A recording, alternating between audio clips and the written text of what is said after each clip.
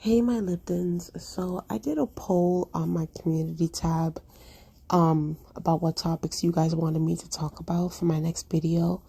And I saw that there was a tie. So it was a tie between Disney villains and colorism in Hollywood.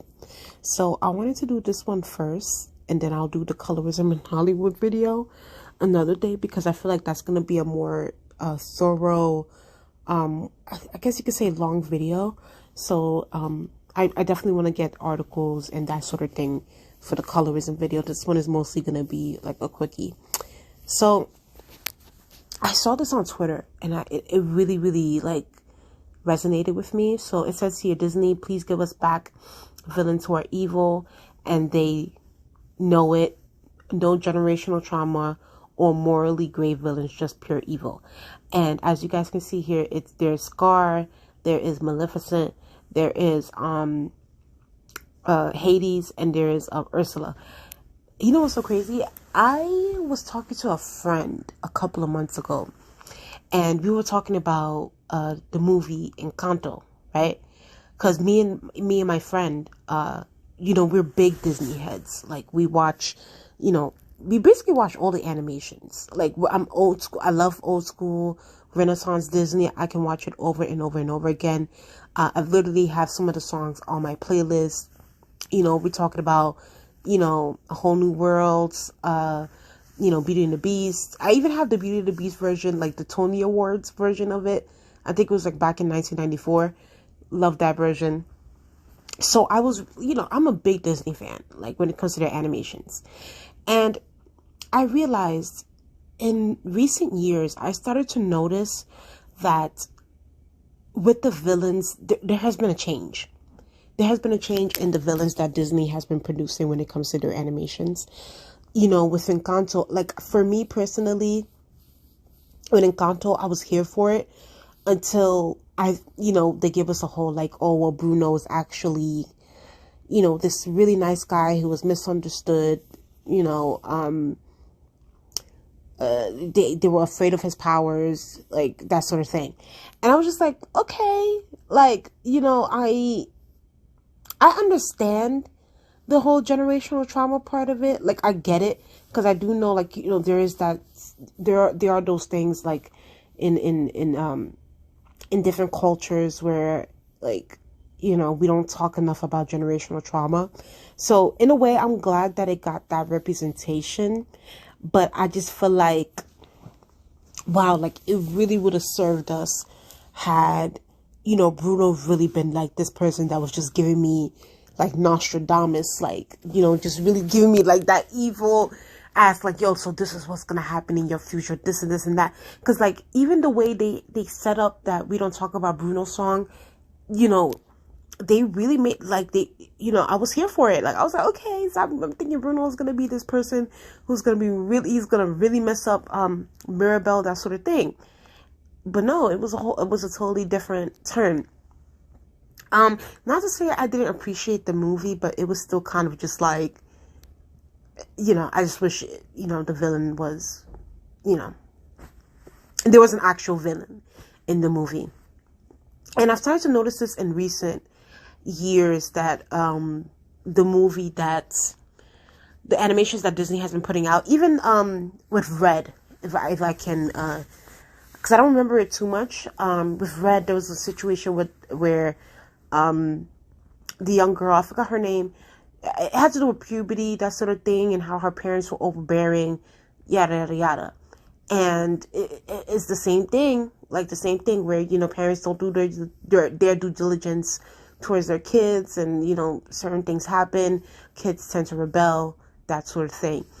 Don't get me wrong, I do think that there is a place for these kind of conversations to happen when it comes to morally grave villains, but I don't want Disney to get too complacent in this sort of new trend, because I feel like we got to be honest, Disney has lost its flavor when it comes to, the animations and the movies that they put out.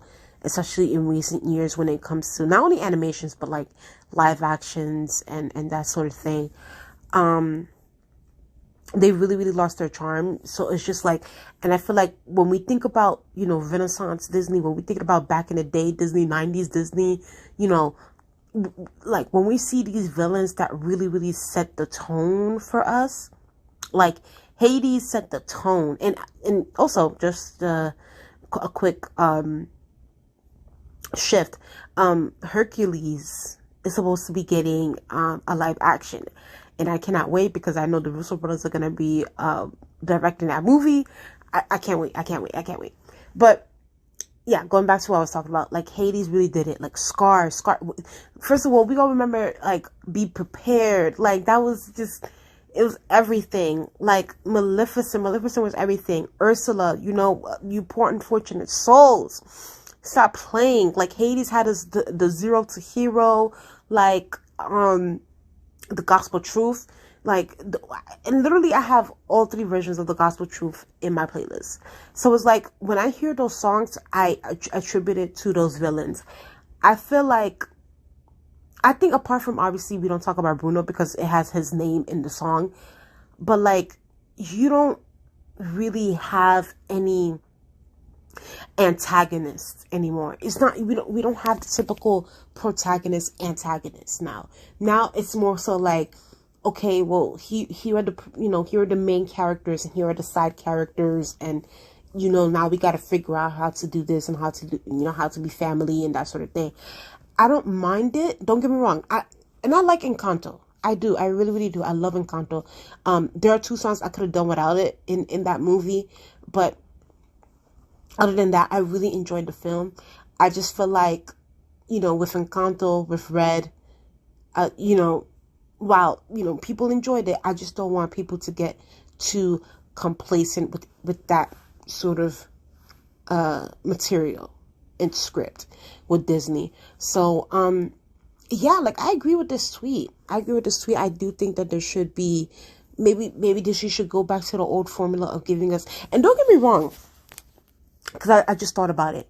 There has been situations where, like, Disney has in the past given us films where it's like, you know, morally gray people. Like, for instance, like the Goofy movie. Like, the Goofy movie, there were no villains in that movie at all. You know, it was a father, you know, it has to do with the father and son dynamics of, you know, Goofy and his son. And by the way, the Goofy movie gave us some of the best bops ever. Like, ever. So don't get me wrong, I don't mind these sort of films where it's like where there's not so much of an antagonist, but I feel like we haven't been getting it lately, especially these past couple of years. I feel like I really haven't been getting them. So, and clearly I'm not the only one that feels that way, because this tweet got a lot of likes, a lot of retweets, and a lot of views. So, you know, this is definitely not a criticism. It's just something that is just like I observed, and I'm glad I'm not the only one that felt that way. But yeah, tell me what you guys think in the comment section below. Do you guys like the new formula of like the generational trauma, or like the villains who are like grayish, or do you guys want the, you know, the typical Disney villain, pure evil, like giving, like let them just be ruthless and let the protagonist do what needs to be done. But yeah, so please like, comment, and subscribe. Also, please make sure you guys have your, please put the press the notification bell, and so that when I drop this colorism video, like, it's gonna be some tea, because it's like we really need to talk about what's going on in Hollywood right now when it comes to the colorism that's happening right now. But yeah, tell me what you guys think in the comment section below. Please like, comment, and subscribe, and I'll talk to y'all later. Please subscribe, y'all. Let's get to 300 subscribers, and I'll talk to y'all later. Bye.